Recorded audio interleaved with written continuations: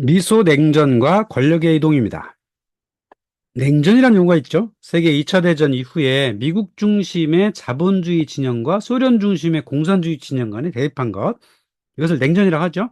1947년 3월 12일 트루먼 독트린부터 91년 12월 26일에 소련 붕괴까지 기간 동안 냉전이 이어졌습니다. 자, 그렇다면 냉전은 왜 일어났느냐? 소련이 전후에 빠른 회복을 하게 됩니다. 1950년에 공업 생산량은 40년에 공업 생산량을 73% 능가하고요. 소비재 생산도 23% 증가했고, 자본재 생산은 2배로 증가했고, 51년부터 55년까지 매년 12%의 공업 성장률을 이뤘고, 5년 동안 자본재가 80%라는 성장을 보였고, 소비재 생산도 65%라는 눈에 띄는 성장을 했다. 사실 소련이라는 나라가 국가 통제가 잘 되고 있죠. 그래서 국가에 있는 자원들을 최대한 끌어당겨 써가지고 이룬 결과물이기도 하죠. 이런 상황에 소련이 전후회복을 열심히 했는데 막상 서유럽을 보니까 미국이 마셜 플랜이라는 걸 통해서 서유럽을 엄청나게 지원을 했습니다. 영국은 32억 달러, 프랑스 22억 달러, 독일 14억 달러, 이탈리아 12억 달러, 네덜란드 11억 달러, 그 외에 벨기아, 그리스, 노르웨이 등등의 많은 나라의 이 마셜 플랜으로 엄청나게 도와주고 있더라는 거예요. 소련은 자체적으로 열심히 회복하고 있는데 서유럽 국가들은 미국의 도움으로 저렇게 회복을 하고 있는 거 보니까 이 미국의 압도적 전력에 소련은 두려움을 느낄 수밖에 없었다는 겁니다. 또한 소련도 열심히 영향력을 키웠어요. 2차 대전 때 동유럽 지역을 소련의 영향권에 뒀죠. 다 위성국가로 만들었습니다. 발트 3국, 폴란드, 동독, 체코, 슬로바키아, 헝가리, 루마니아, 불가리아 이런 지역을 다 위성국가로 만들었다는 거죠. 이거는 얄타회담에서 스탈린이 협상력을 한 바람에 소련이 다 가져가게 된 건데 미국 중심의 서유럽에 하나의 큰 블록이 생겨나고 있고 소련 중심의 큰 블록이 이렇게 생겨나고 있더라. 뭐 이런 상황에서 두 블록이 충돌할 수밖에 없다라는 얘기를 1927년에 스탈린은 미리 한 바가 있어요. 국제혁명의 발전 과정에서 두 개의 세계 중심이 형성될 것이다. 하나는 사회주의에 끌리는 나라들의 중심이고 다른 하나는 자본주의에 끌리는 나라들 중심이다. 두 중심이 대결을 하게 될 거라고 예언을 한 거예요.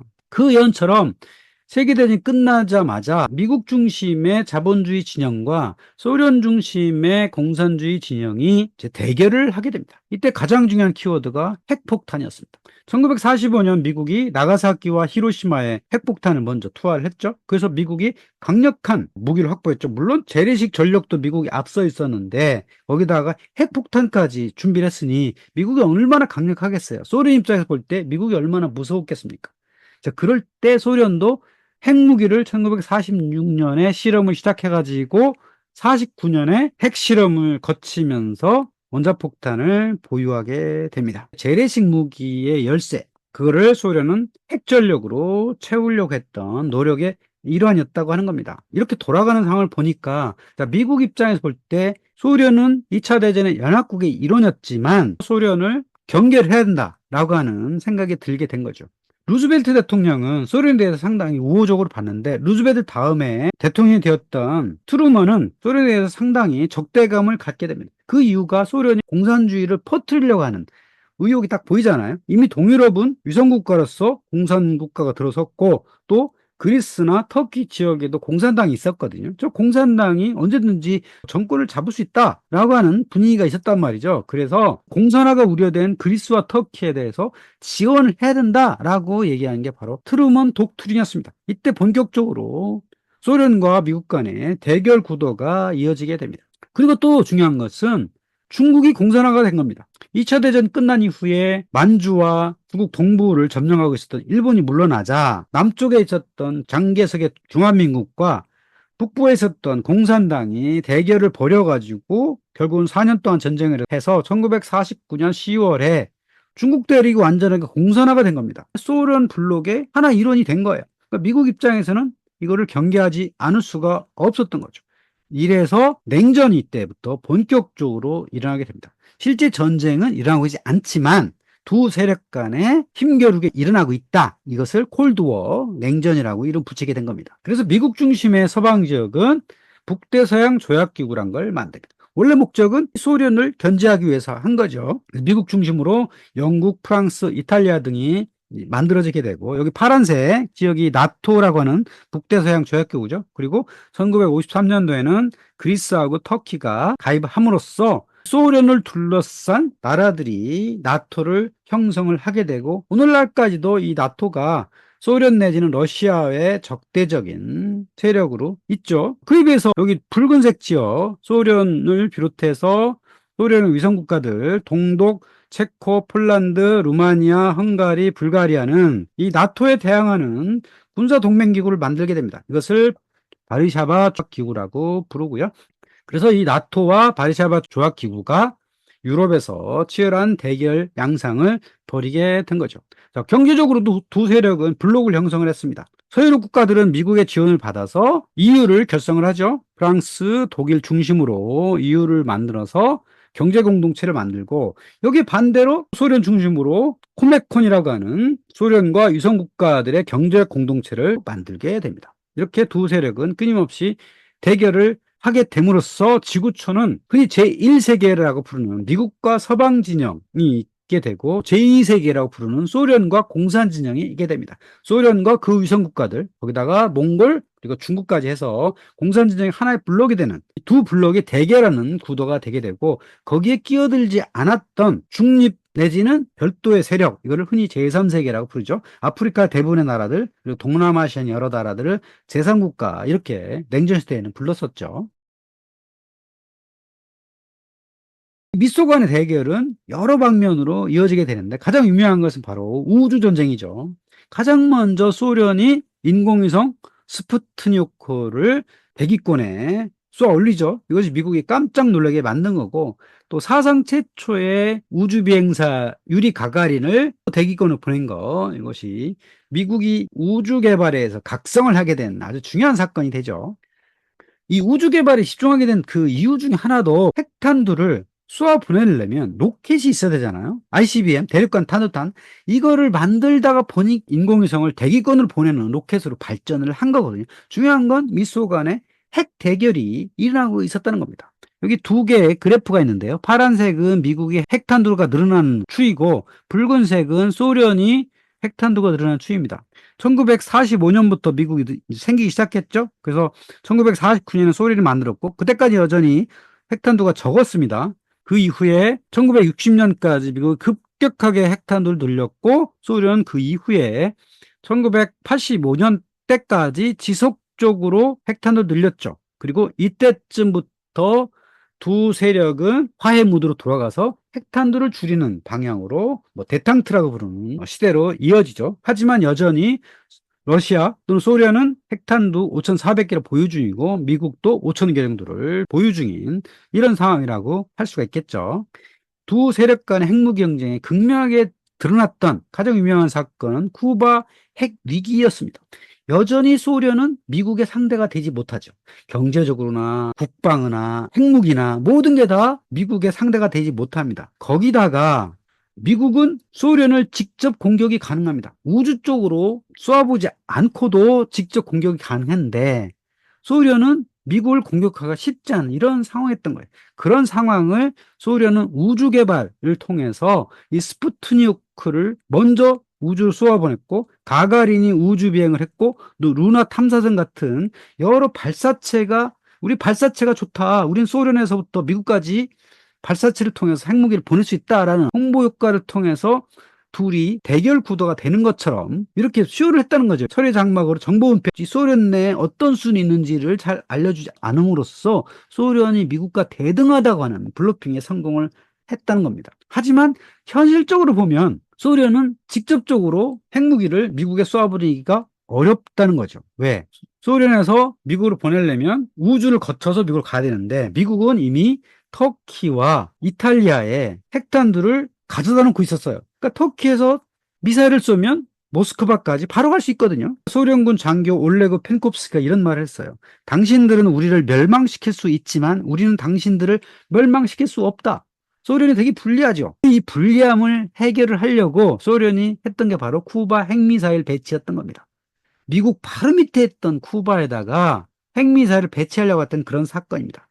그 1962년 당시에 미소 핵전력은 17대 1이었어요. 아예 상대가 안 되는 거죠. 전력도 이렇게 상대가 안 되는 데다가 거리도 워낙 차이가 많이 나고 하는 거죠. 미국은 이미 터키와 이탈리아에 배치를 했기 때문에 바로 옆에 있기 때문에 소련 입장에서는 만약 핵전쟁이 벌어지면 무조건 소련이 패하게 돼 있던 거죠. 이거를 타개하려고 쿠바에다가 R-14 핵미사일을 배치할 계획을 했죠. 그래서 여기다가 그 비행장에다가 여러 기지를 설치하고 몰래 했는데 이게 발각이 됩니다.